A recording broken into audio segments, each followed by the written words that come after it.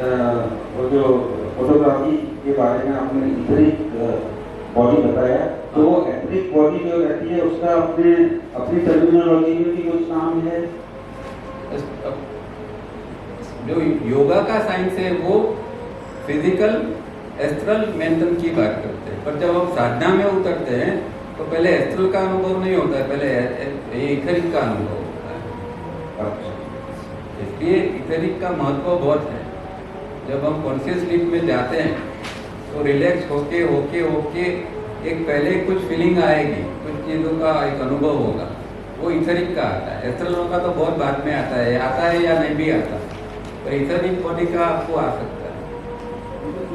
Ether शब्द जो है वो इंग्लिश का शब्द है? ये इथरिक थियोसॉफी लोग का एक थियोसॉफिकल सोसाइटी थी, उन लोगों ने बहुत सारे अलग अलग, क्योंकि उन लोगों ने बहुत डीप में ये में काम किया था, तो योग के अंदर मेन 3 बॉडी बताए, वैसे 7 बॉडी भी कहते हैं, और 7 बॉडी अलग अलग इस तरह छोटे मोटे, तो उसमें ये इथरिक बॉडी का नाम उन्होंने दिया हुआ है कि 2 बॉडी के बीच में जो है वो इथरिक बॉडी, वो थियोसॉफी से ये शब्द आया और इंग्लिश शब्द है। एक जो साइंस में ये बोलते हैं कि मतलब पूरे यूनिवर्स के अंदर इथर है, वो इथर और इसेंट्रिक बॉडी है कोई? मुझे पता नहीं साइंस इथर किसको क्या कहते हैं, पर साधना में आपको अनुभव होगा।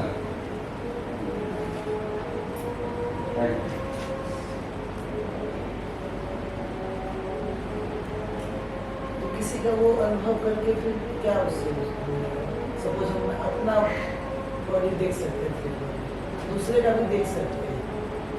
किसकी बात कर रहे हो? बॉडी वो क्या है, इथरिक बॉडी, उसकी अनुभूति हमें होगी, उससे हमें क्या मिलेगा? अरे आप अभी फिजिकल बॉडी ऐसे जीते हो और उसको ही मानते हो सब कुछ, अब पता चलता है कि मेरे अंदर और बहुत सारी चीजें हैं और एक एक चीज का अनुभव होता है, ये कुछ कम चीज है अनुभव, बहुत बड़ी चीज। तो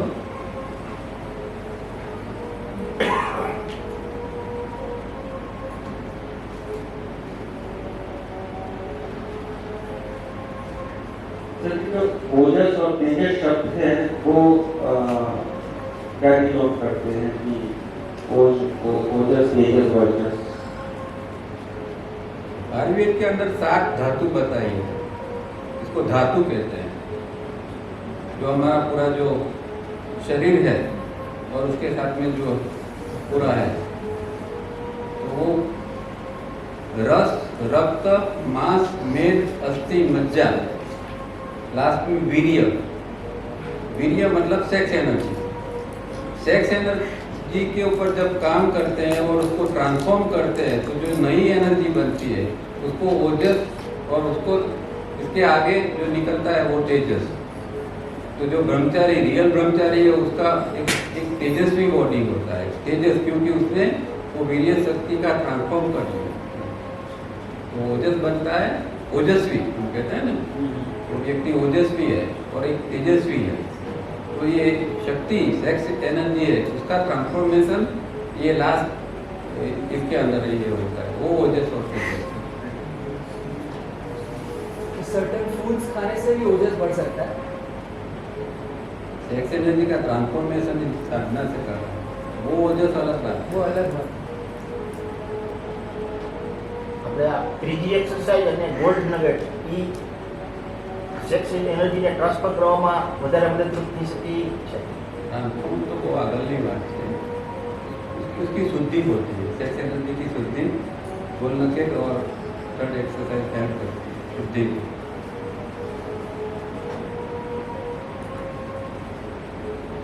આગળની એટલે ફેસ 1, हाँ?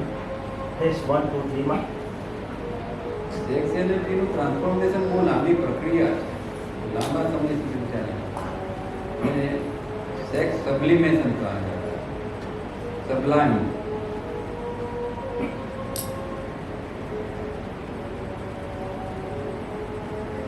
સબ્લિમેશન માં ઉદ્વીકરણ।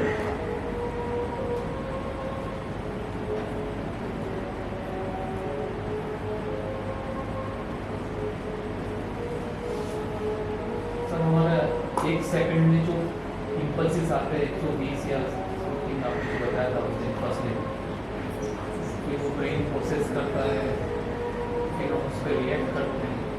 तो थोड़ा और डिस्क्राइब करके बता सकते हो उसको कैसे वर्क कर सकते हो, क्या क्या ऑब्जर्वेशन? वो तो पूरी लंबी प्रक्रिया है, वो डिस्कोर्स इसके अंदर पूरा बताया है। शॉर्ट में तो मैंने बताया ही है। इनकमिंग इम्पल्स आता है, मेमोरी पैटर्न को मिलता है, आइडेंटिकल मेमोरी पैटर्न को, दोनों मिलके आगे जाते हैं। वो जो कोडेड होते हैं यहाँ रजिस्ट्रेशन एरिया में डिकोड होता है और वहाँ विचार बनता है, और विचार IESF केंद्रों से बाहर निकल जाता है। उसको एक्सक्रीशन कहते हैं। मतलब जो अंदर एक चीज़ आई, उसकी प्रोसेस बनी और फिर कचरा के रूप में, विचार एक कचरा है और कुछ नहीं। विचार जो बना वो कचरा है, उसको फिर हम बाहर फेंक देते हैं इस वातावरण में। अब वही कचरा को दूसरा व्यक्ति इनकमिंग इम्पल्स के रूप में अंदर ले लेता है, उसकी फिर से वो प्रोसेस होती है, वो फिर से वो कचरा। तो ये पूरा एटमोस्फियर विचारों से भरा हुआ है। ह्यूमन का ऐसा थॉट प्रोसेस चलता है, हम वही पा रहे हैं। हमने किसी का उठाया, हमारा किसी ने। आपके अंदर का जैसा स्ट्रक्चर होगा, एटमोस्फियर के अंदर हर प्रकार के इम्पल्सिस है, अच्छे बुरे, मारने वाले, बचाने वाले, सब प्रकार के। आपका स्ट्रक्चर क्या है, वही आप इसको इनवाइट करोगे। मेरे अंदर जुनून भरा हुआ है, तो कौन से आएगा ये एटमोस्फियर से अंदर, कौन से इम्पल्स आने वाले हैं? कोई भलाई के इम्पल्स आने वाले हैं? कैसे आएंगे भलाई के इम्पल्स? तो हम चाहते हैं कि भाई हम अच्छे हो जाए, हम अच्छे हो ही नहीं सकते जब तक स्ट्रक्चर नहीं बदलते थे। वही आने वाला है, जो अंदर पड़ा है वही आने वाला है। पहले इसको अंदर को बदलो तो बाहर से अच्छा है। हम पॉजिटिविटी की बात करते, कैसे पॉजिटिव होंगे? अंदर नेगेटिव है और हम कहते हैं कि हम पॉजिटिव बनो। नेगेटिविटी को ही अट्रैक्ट करेगी ना। सिमिलर चीज सिमिलर को अट्रैक्ट करती है, ये प्रिंसिपल है। 3SRB करने से वो कम होता है प्रोसेस। 3SRB करने से रजोगुण तमोगुण कम होता है, सत्वगुण बढ़ता है। तो स्ट्रक्चर बदला कि नहीं? स्ट्रक्चर बदला तो आपके अंदर जो आने वाली चीज थी वो भी बदल गई। देखो ऐसा नहीं है कि टावरिया जी को एक बार हमने सुन लिया तो सब हो गया। उनको बार बार सुनना पड़ता है और हर समय आपको नया ही जानना मिलेगा। ये गलतफहमी में मत रहो कि हमने उनको सुन लिया और जान लिया। उसको बार बार सुनना पड़ता है। मैं अभी भी कितनी बार सुनता हूँ, मुझे कोई पॉइंट नया मिलता है हर हमेशा। तो उनको तो सुनना जरूरी है। अब दूसरा प्रॉब्लम ये है कि टावरिया जी के ज़्यादातर वीडियोज जो है वो गुजराती में, इंग्लिश में उन्होंने जो बोला है उसका कोई वीडियो नहीं है। जो बम्बे में वो लेक्चर देते थे वो इंग्लिश में है, पर उसका भी रिकॉर्डिंग, क्योंकि वो छोटा सा टेप रिकॉर्डर से रिकॉर्ड करते थे 88 में, तो उसकी आवाज़ की क्वालिटी बहुत खराब है, उसको भी नहीं रख सकते। अब जो ये जो नया ग्रुप आ रहा है वो सब इसमें हिंदी भाषी ज़्यादा होते हैं, तो गुजराती का वीडियो भी हम रख नहीं सकते क्योंकि बहुत सारे लोगों को ये नहीं होता है। हिंदी ने तो टावरिया ने कभी बोला ही नहीं हिंदी में, तो इंग्लिश में जो एक दो वीडियो है उसको हमको चलाना पड़ता है। प्रॉब्लम ये टेक्निक। पर आज इसके बदले में दूसरा उन्होंने कुछ प्रोविजन किया है। आज जरा सत्संग रखेंगे।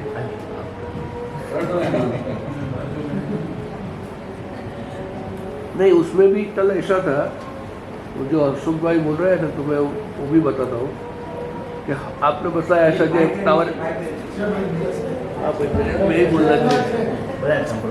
बरोबर है, सही बात है कि टावरिया जी को तो हम जितनी भी बार सुनेंगे उतनी बार हमको नया जानने को मिलेगा। अभी कल के वीडियो में ही था कि डॉक्टर फारूक साहब भी वहाँ पे बैठे हुए थे, तो इनमें से बहुत से लोग को मालूम नहीं था कि डॉक्टर फारूक कौन थे। तो पता भी चलता है ना कि थोड़ी हिस्ट्री भी मालूम पड़ती है और कैसे आगे धीरे धीरे कैसे आगे बढ़ा ये पूरा सिस्टम। हमें तो एकदम रेडीमेड मसाला, इलेक्ट्रॉनिक मसाला मिल गया है तो हमें ये इजी लगता है, लेकिन कितनी तकलीफ से ये आगे बढ़ाया था और ये जानने को मिलता है ना। ये तो ठीक है, उनका पॉइंट वैलिड पॉइंट ये है कि वो अच्छी तरह प्रेजेंट होना चाहिए। जो चीज सुनाई नहीं देती है फिर उसमें क्या सीखेंगे? वो हम, क्योंकि हम प्रोजेक्टर पर जब करते हैं तो वो अच्छी तरह प्रोड्यूस होता है। यहाँ अवेलेबल नहीं है तो जो है इसे चलाना पड़ा। the audio clarity was not there. That was nothing wrong with the. लेकिन फिर भी कल वीडियो देखा था तो आज अच्छी तरह थोड़ा ज्यादा समझ में आया। अगर कल वीडियो नहीं देखते तो इतना वो नहीं होता था। किसी को तो कुछ फायदा हुआ। हमने फर्स्ट टाइम देखा था। फिर एक्सप्लेन भी करवाया था। सही बात। जो आपने आज करवाया वो वीडियो में देखे थे तो आज अच्छी तरह समझ में आया। रिफाइनिंग और फेस उसमें भी एक बात कल हमारा डिस्कशन हुआ, किसके साथ हुआ उन्हें, वो जो उसमें वो पॉस्चर दिखाते हैं और ये किसके घर पे था, ये महेंद्र भाई ठक्कर के घर में से, और वो जो पॉस्चर तो अभी वो लोग ठाकर और वो जो बच्चा भी पॉस्चर था उनका लड़का और लड़की थे। ये तो बहुत साल पुराना है, अभी तो वो सब बड़े हो गए। मेरे ख्याल से 88 के आसपास का हो ही जाइए। नहीं 92, 93 का है। कौन सी एरिया का था वो वो वीडियो? लोग अभी सिस्टम में है। कौन सी एरिया का था वो वीडियो? मुंबई में ही। मुंबई में। और किनके घर का बोल रहे हैं? शिष्य एक, अभी सब नाम थोड़ी जानेंगे महेंद्र भाई कौन है। एक इनका शिष्य था, उनके घर एक छोटे से ग्रुप को इनवाइट किया था जो तावड़िया जी के साथ में थे उस समय ही, और वो महेंद्र भाई ने वो प्रोग्राम किया था और पहली बार रिकॉर्डिंग भी कर रहे थे क्योंकि एक्सरसाइज का रिकॉर्डिंग वीडियो रिकॉर्डिंग नहीं था। वो डेमोन्स्ट्रेशन के लिए, इसको डेमो ही कहते हैं ये सीडी को। तो एक डेमो सीडी बनाई थी, डीवीडी बनाई थी कि लोगों को पता चले कि फेस किस तरह करना है, रिफाइनिंग किस तरह करना है, फिर दूसरा कॉटन का प्रयोग, जो सब कुछ है। तो वो एक व्यक्ति के घर में उस समय ये प्रोग्राम बनाया और उसके ही बच्चे हैं, उन लोगों ने डेमोन्स्ट्रेट किया।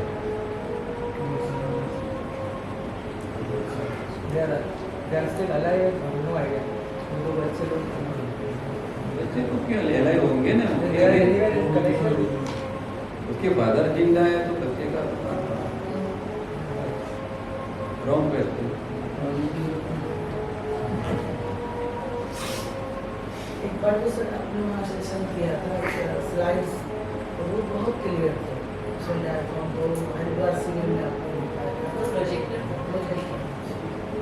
कहीं पर हाँ लास्ट ईयर हरिद्वार में आपने हाँ उसमें बड़ा था ना स्क्रीन हाँ, था। वही वो प्रोजेक्टर डायग्राम का बन रहे थे सारे एक्सरसाइज। प्रोजेक्टर नहीं है, प्रोजेक्टर से नहीं कहते ना।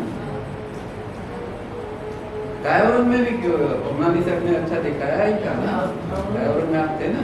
जी ऑडियो बराबर नहीं, लेकिन ना ऑडिबल नहीं था, लोग सुन नहीं पर पाए। उन्होंने खुद जो सिखाया था वो तो सब क्लियर था और वो सब डायग्राम के सब तो स्लाइड बताई थी उधर। सर ने तो पूरा अच्छे से किया और तावड़िया जी का वीडियो लगाया था बट वो सुनाई नहीं दे रहा था, फिर उन्होंने एक्सप्लेन किया।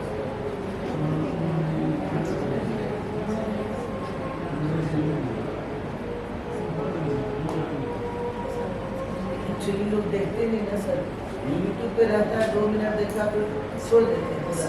तो इस तरह कोई बैठे सब कुछ अच्छा दिखे तो सब देखो तावड़िया जी का गुजराती इतना कठिन नहीं है। हाँ, वही आप सुना है। बार बार देखोगे तो समझ जाओगे वो क्या कहना चाहते हैं।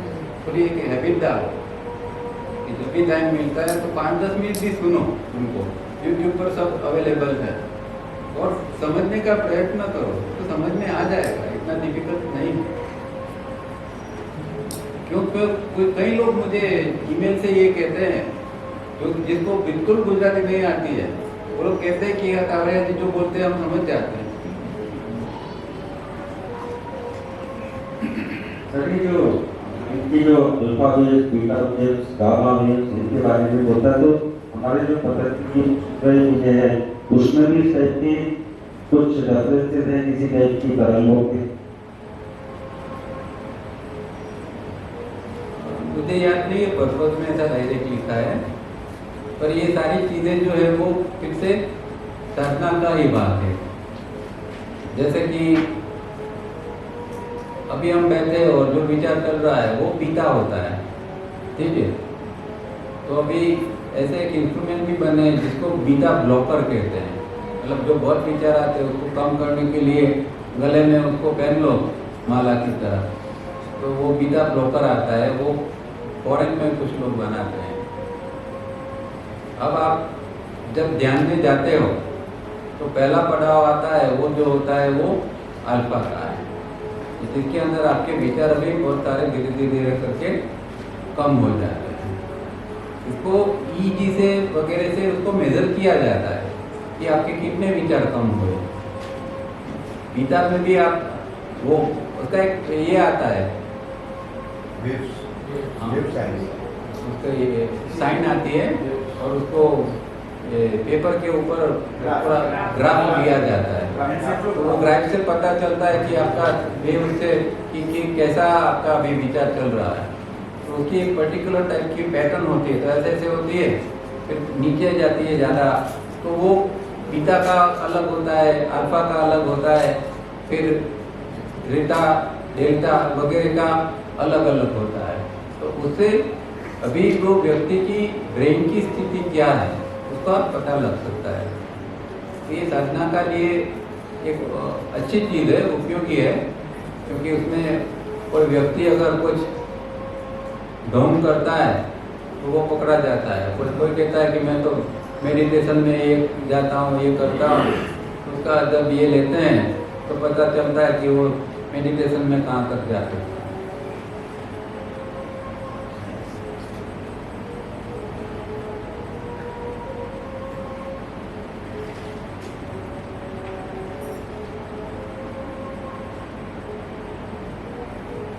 जो लास्ट है वो समाधि की स्थिति में जो जहाँ विचार शून्य हो जाता है, वो लास्ट जो है डेल्टा या जिसको कहते हैं, वो वेव वहाँ इस तरह का होता है, वो एक स्ट्रेट लाइन जैसा हो जाता है, वहाँ कोई वेव नहीं उठते।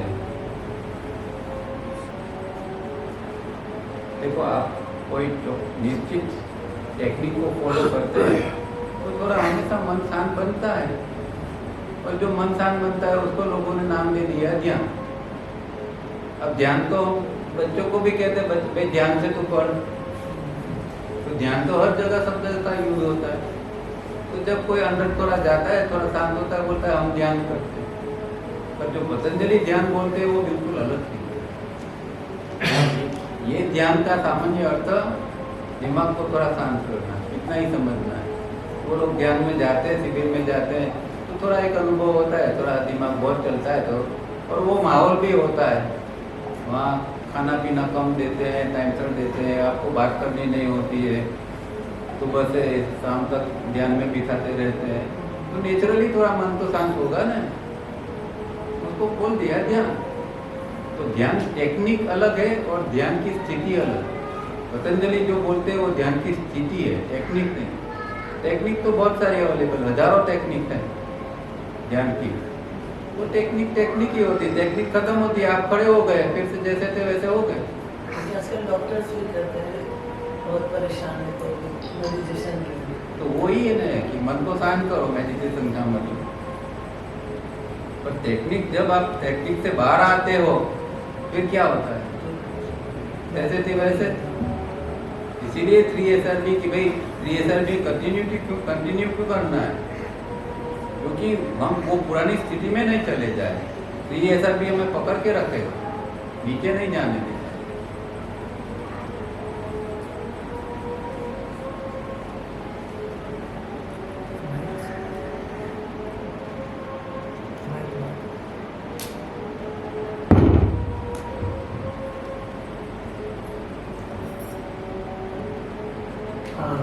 आपने तावरा जी के साथ बहुत सारे लम्हे बिताए होंगे और आपको आपकी पर्सनल जर्नी में बहुत सारे एक्सपीरियंसेस भी हुए होंगे, लेकिन हमें आप एक तो ऐसे इंसिडेंट शेयर कर सकते हो जो हमारे आध्यात्मिकता में थोड़ा मोटिवेशन दे उनके साथ वाले? नहीं, देखो ये दो बात है। एक बात, गुरु शिष्य का संबंध बहुत पर्सनल होता है, वो पता है। और दूसरी बात ये थी कि दावरिया जी कभी कभार चमत्कार करते थे। चमत्कार मतलब वो कोई किसी को मदद करने के लिए, चमत्कार हम शब्द यूज करते हैं, चमत्कार नहीं। तो उससे उनकी स्थिति का पता चलता है। पर मेरा टाइम में ऐसा कभी भी हुआ नहीं कि वो कोई ऐसी स्थिति में उन्होंने कुछ किया हो। वो नॉर्मल ही रहते थे, बातें बहुत करते थे, एक फ्रेंडली एकदम, साथ में बैठकर एक जैसे एक फ्रेंड दोस्त होता है इस तरह बहुत फ्रेंडली रहते थे और बहुत कुछ इशारों में करते थे। वो कभी भी आदेश नहीं देते। मुझे याद है एक बार कहते थे कि सफ़ेद कपड़े पहनना बहुत अच्छा है। वो ऐसा नहीं कि उनको सफ़ेद कपड़ा पहनना चाहिए, इनकी स्टाइल उनका टीचिंग इस तरह का। सर, तो अपना कम्युनिकेशन की बात की, ये 6:45 से 7:15 तक गुरु जी के साथ तवज्जो जी के साथ कम्युनिकेट कर सकते हैं। तो कम्युनिकेट इस तरीके से करें कि सब्जेक्ट्स पे कर सकते हैं, वो थोड़ा सा सिंपल है। देखो जी, आप लोगों ने तो तवज्जो जी को देखा नहीं है, हम लोगों ने तो देखा था, तो हमारे लिए उनको कम्युनिकेट करना आसान है क्योंकि उनका फिजिकल स्ट्रक्चर, इनका वॉइस, सब कुछ हमने देखा सुना। अब आपके पास कम से कम उनका वीडियो तो है, वीडियो में आप उनको उनकी पर्सनालिटी को देख सकते हो, उनकी आवाज़ को, उनके जेस्चर को, उनके भाव को, उनके हास्य को, सब कुछ हमारे पास है। तो 6:45 से 7:15 में यही करना है। उसका या तो उसकी आवाज़ सुन के उनको याद करने का प्रयत्न करो, या उनका चेहरा जो है, फोटो मत रखना, फोटो नहीं, आंख बंद करके करना है। फोटो का कोई काम नहीं है कम्युनिकेशन में। तो आंख बंद करके उनका जो आपने टीवी में, वीडियो में जो चेहरा देखा है, वो जो बोलते हैं, उसको बस याद करो और याद करो। और साथ में अगर आपको कोई तकलीफ है तो उनको उसकी रजूआत करो कि मेरा ये प्रॉब्लम है, जिसमें आप मुझे मदद कीजिए। तो कोई प्रॉब्लम नहीं है, आपको आध्यात्मिक रूप में आगे बढ़ना है, तो आप उसके बारे में ये कह सकते हैं कि मुझे आध्यात्मिक रूप में मार्गदर्शन दीजिए, मेरा मार्ग जो है उसको प्रशस्त कीजिए। ये कम्युनिकेशन है।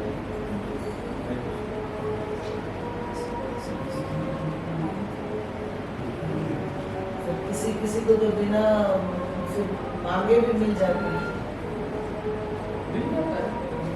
बिना उनका नाम भी जाने में कुछ लोगों की अनुभूति है कि वो उनके साथ जुड़े हैं। हाँ, तो ये तो एक जन्म का थोड़ी है, कौन से जन्म में हम कब उसके साथ थे वो हमें थोड़ी पता है। ये तो जन्म जन्म से तो चलता रहता होगा। तो कब क्या होता है वो तो कुछ कोई जानता नहीं।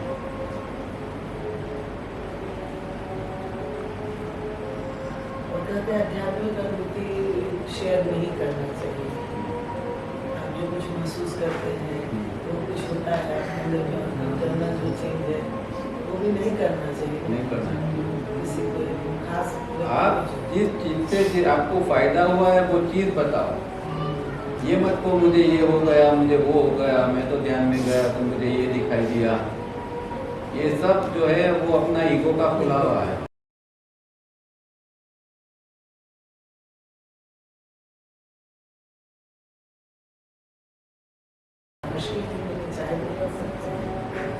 वो सब पर्सनल लेवल पर अनुभव होता है ना।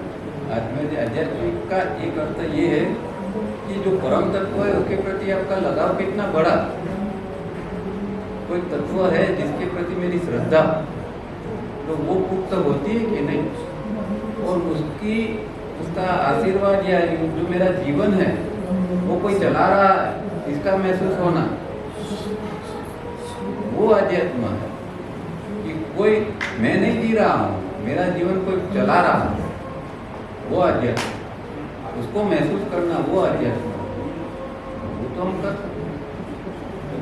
इस भावना में भी कभी कैसी आ जाती है, हाँ? कभी वो बहुत तीव्र रहता है, वो भाव जो भी आप कह रहे हैं, और उसमें भी कम नहीं हो जाती। वो तो फ्लक्चुएट तो होगा, हर कोई स्थिति में अचानक उनको लगता है इसमें सब चेंज हो गया, अचानक सूखा पड़ गया हो जैसे, फ्लक्चुएट तो होगा। फिर भी वो श्रद्धा डगमगनी नहीं चाहिए। श्रद्धा जो हमारी डगमग होती है वो नहीं होनी। वो जो आस्था है वो इतनी स्ट्रॉन्ग होनी कि चाहे प्रॉब्लम क्या है कि हमने दुख को हमेशा नकारात्मक भाव में ही देखा है।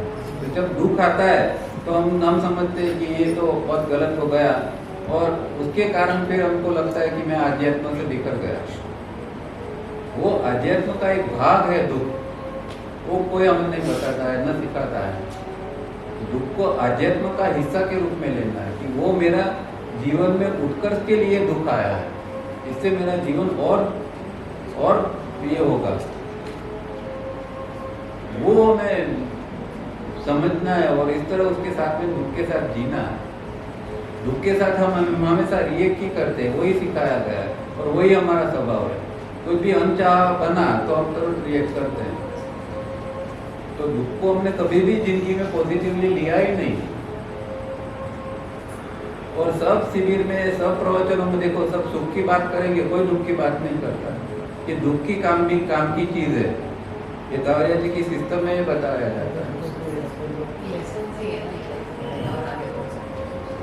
अरे महाभारत में सच्ची में कुंती माँ ने मांगा रियल।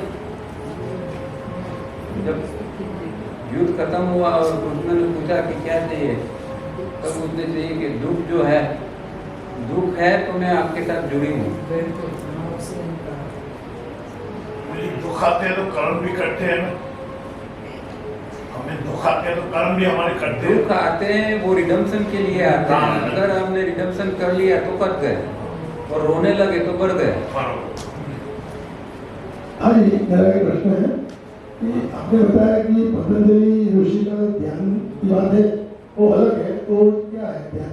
मैंने वो साथ ही बताया था कि स्थिति है, स्थिति शब्द बोला था उस समय, आपने सुना नहीं। पतंजलि की जो है, ये जो है सब स्थिति की बात है, ध्यान की स्थिति। तावरिया जी क्या कहते हैं कि ध्यान की स्थिति है वो 24 घंटे हो सकती है, उसको वो मेडिटेटिव एटीट्यूड कहते हैं। मतलब ऐसा नहीं कि मैंने ध्यान किया और मेरा ध्यान उतर गया, तो वो ध्यान का ही था। मैं शहर बाजार में जाता हूँ, वहाँ हल्ला गुल्ला है, वहाँ भी मेरा ध्यान रहेगा, मेरा ध्यान उतरता नहीं है, उसको ध्यान कहते हैं। अभी तो शांति से बैठे और थोड़े विचार कम हो गए, तो उसमें कौन सी बड़ी बात है। मैं शहर बाजार में या हल्ले गुल्ले में जाता हूँ, वहाँ भी मेरी अंदर की शांति को कोई छू नहीं सकता है, वो ध्यान है।